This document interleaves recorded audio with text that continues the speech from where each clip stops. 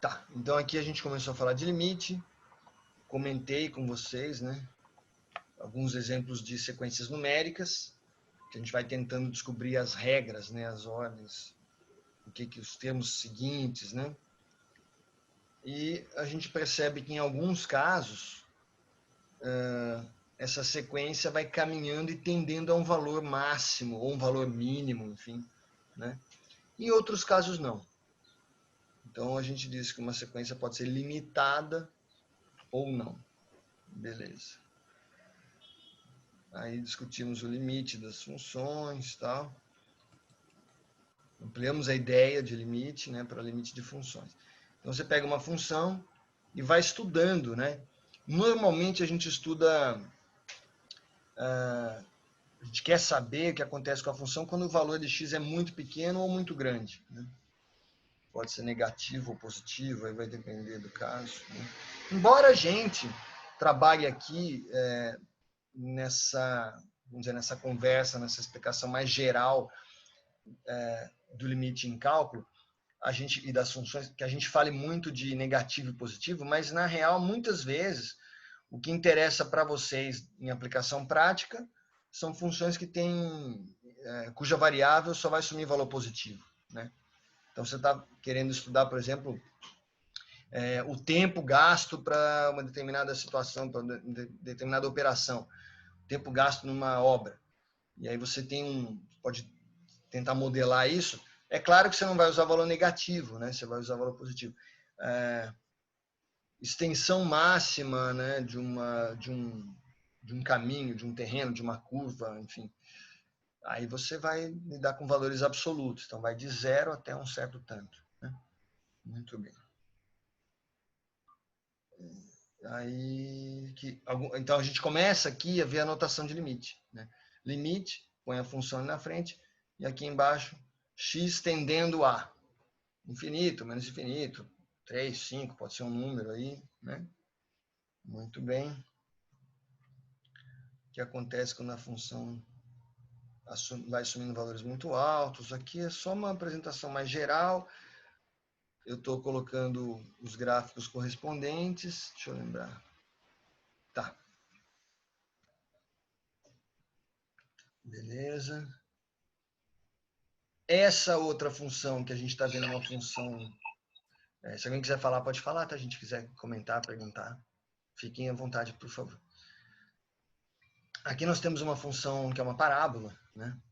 No caso da parábola, a gente sabe que ela não tem um limite, né? Ela vai abrindo ali. Aqui está meio achatada essa, mas ela não para de crescer. Nesse caso, essa função é para o ímpar. Essa aqui.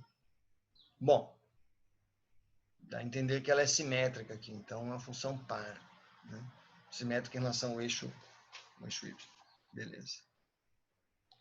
Aqui a gente viu aplicações, alguns exemplos, né?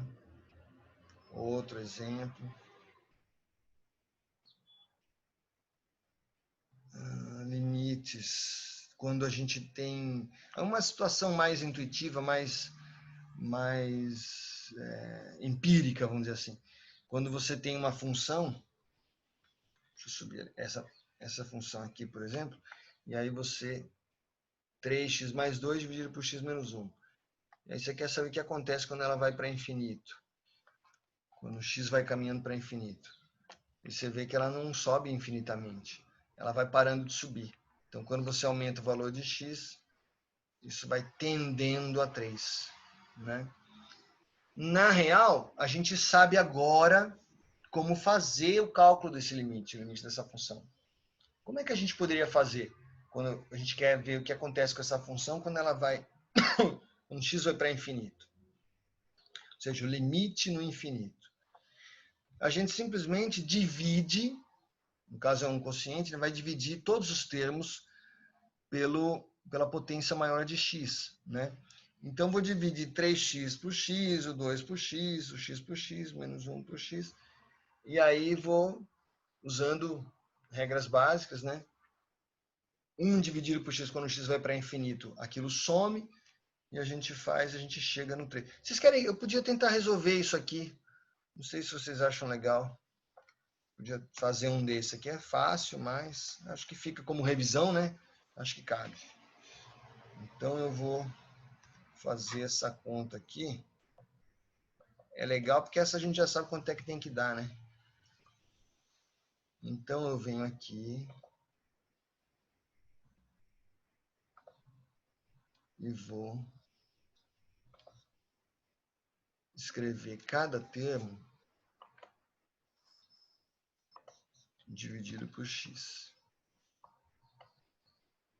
que é a maior potência. Aqui é x mesmo. Todos eles, hein? Opa. Aí esse. Eu posso fazer isso, né? Eu posso repetir a mesma operação em todos os termos, que daí eu não estou roubando nada. Tá? Então, em princípio, eu fiz isso. No segundo momento, eu vou fazer as simplificações necessárias. Então, eu venho para cá. E onde tem 3x dividido por x, isso vai dar 3. Onde tem x dividido por x, isso vai dar 1. Beleza. Agora eu posso usar aquele teorema dos limites que diz o seguinte, espera aí. Quando eu deixar um espacinho aqui, fica melhor. Quando eu tenho 2 dividido por x, quando o x vai para infinito, isso vira zero. Esse aqui, quando o x vai a infinito, ele está no denominador, vai a zero. Então fica 3 sobre 1, que é 3. Então está aí. No caso de um limite resolvido. E a gente pode também, quando fala em limite, também tem essa, né? Muitas pessoas pensam, a gente só quer saber no zero, no infinito. Não. Às vezes a gente quer saber num ponto específico, no limite. Ou seja, em volta daquele ponto, qual é a tendência da função. Beleza. Limites à esquerda e à direita. Então você vai chegando bem perto daquele ponto por um lado e pelo outro, ou seja, por valores maiores ou menores do que aquele número, que pode ser um x igual a 1, um x igual a 5, alguma coisa assim. Então se for x igual a 5... Pode voltar só um pouquinho. Fala. Voltar a tela só um pouquinho. Perdão, como? Você pode voltar a tela só um pouquinho no exercício? Voltar a tela, desculpa. Vamos voltar aqui. Aqui. Por causa da resolução? Né? Vê se está certinho. Está aqui. Eu dividi todo mundo por x. Fui cancelando aqui quando tinha como cortar. Aqui, quando não tem como cortar, eu uso aquela propriedade que diz que 1 sobre x, quando x vai a infinito, isso zera. É a mesma coisa ali em cima. Obrigada. Né? Beleza. Aí lembrar a história dos limites laterais. Para existir limite, o limite de um lado e do outro tem que ser iguais. Né? Então, esse tipo de constatação é legal quando a gente está avaliando um gráfico. Né? Será que o limite existe? Então, você vai olhando como a curva tende aquele ponto para um lado e pelo outro e vai perceber se vai caminhar para o mesmo valor ou não. Né? Se você tiver uma função daquela que a gente já viu algumas, que de um lado sobe, do outro lado desce, ou seja, ela tem um salto ali, então você não pode falar em limite naquele ponto né, da descontinuidade. Você pode falar de limite lateral. Tem limite à esquerda, tem limite à direita, mas um limite geral não existe, porque vai para lugares diferentes. Né? Muito bem. O que mais?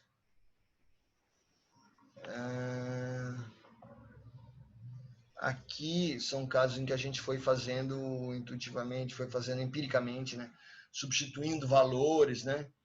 E vendo que isso chegava cada vez mais perto do infinito, né? Ia subindo, subindo, subindo. Né? Beleza. Quando o x tendia a um certo valor específico. Muito bem. Gráfico da função, não precisa preocupar com isso agora. Lembrar que isso é uma coisa que pode ajudar, né?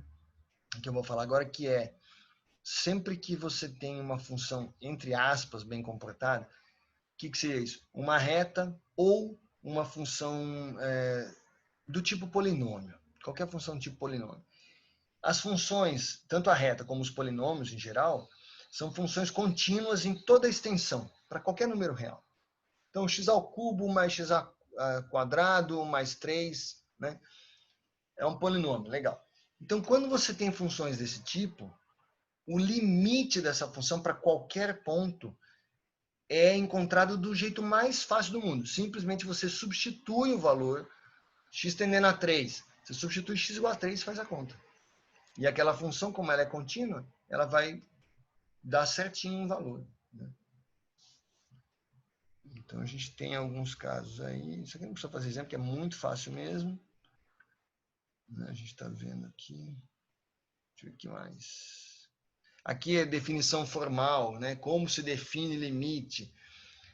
Não precisamos nos preocupar com isso. Teorema do sanduíche é só para a gente entender, não precisamos também aprender, saber, ficar explicando isso, tranquilo. Aí vem as propriedades. Essas aqui, embora a gente não vai ter nenhuma, não estamos prevendo nenhuma questão, enuncia as propriedades dos limites, esse tipo de coisa, que isso é uma bobagem.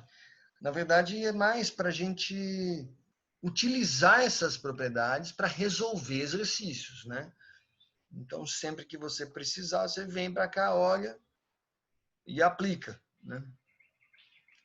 Muito bem. Tem algumas que são bem úteis, né? O limite da potência e a potência do limite. Então, já pensou, você tem uma função elevada à quarta potência. Pô, se for fazer aquilo tudo, você está ferrado para fazer o limite, né? Então, você calcula o limite só daquela função. O resultado você eleva a potência. Pô, ajuda demais, né? E assim por diante. Aí tem outras informações, o limite do seno é o seno do limite, assim por diante. Aqui tem exemplos resolvidos. Aqui sim, aqui chega uma legal de olhar. Essa 4 aqui. Por quê? Aqui é uma situação onde a gente cai naqueles casos, a gente fala, casos indeterminados em princípio, que parecem indeterminados, né? É claro que a gente, como estuda cálculo, quando a gente está desenvolvendo nossas competências aqui, nós queremos olhar essas coisas, porque a gente quer mostrar que sabe resolver situações em princípio indeterminadas. Então, essa aqui, se você faz a conta substituindo x igual a 1 nesse limite, né, você não consegue calcular, não vai chegar num resultado, porque vai ficar 0 sobre 0. Né? Então, vejam, é uma função quociente, é a divisão de duas funções. Essa função, cada uma delas é fácil e determinada para todos os reais, tanto o numerador, que é uma parábola, como o denominador, que é uma reta. Né? A gente está vendo ali. Mesmo assim, quando você faz o limite, você não consegue simplesmente substituir. A função, na verdade, não existe para x igual a 1, por quê? Por causa do domínio da função. Né? O denominador não pode ser 0. Mesmo assim, você consegue calcular o limite. Então, a brincadeira aqui é a gente lembrar dos recursos disponíveis, lembrar dos produtos notáveis, né? Olha lá, então eu posso reescrever o x ao quadrado menos 1 como x mais 1, x menos 1. Aí, ó, aqui eu estou mostrando que isso é verdade e tal. E eu substituí lá naquele limite. Quando eu substituo, eu consigo simplificar um termo com o outro aqui e fica uma coisa muito simples, porque aí sobra só uma retinha básica. Aqui você já pode substituir direto o valor de x. Né? Nenhum problema. 1 mais 1 igual a 2. Pronto. Está feito. Então, é lembrar de que a gente, às vezes, pode fazer bom uso desses produtos notáveis. Aqui foi quando a gente começou a se deter mais especificamente sobre indeterminações. A gente aqui desenvolveu nessa aula truques, né, métodos, para poder resolver o cálculo de limite quando você chega em indeterminações. Então, às vezes você faz uma simplificação, né? Isso é possível. A gente pode usar as propriedades de limites, né? Coloca em evidência um termo, né? Nessa outra aqui, a gente simplesmente desenvolveu o numerador, escreveu por extenso todos os termos, e aí descobrimos que isso acabava simplificando. Na hora que a gente escreve, ó, acabava cancelando coisas, você podia colocar esse H em evidência, no fim das contas ficava uma coisa muito mais simples e você conseguia calcular esse limite. Esse limite genérico, tá? Não precisa preocupar com isso. Esse aqui a gente usou um truque que é multiplicar um termo pelo seu conjugado, seria, né? Aquela história de você tem um A menos B, multiplica por A mais B. E aí, o resultado disso vai ser o quadrado do primeiro menos o quadrado do segundo. Eu precisei fazer isso para tentar fugir daquela indeterminação, que era um 0 sobre 0 no primeiro momento. Lembrar que, quando eu faço esse tipo de multiplicação, eu tenho lá raiz quadrada de x mais 2 menos raiz quadrada de 2. Se eu vou multiplicar pelo conjugado, por um outro termo, eu tenho que multiplicar em cima e embaixo, numerador e denominador, tá? Senão não vale. Aí multipliquei em cima e embaixo, acabei simplificando aí em cima, quadrado do primeiro menos o quadrado do segundo, cancelou coisas, depois cortou, ficou bem tranquilinho. Deixa eu ver o que mais.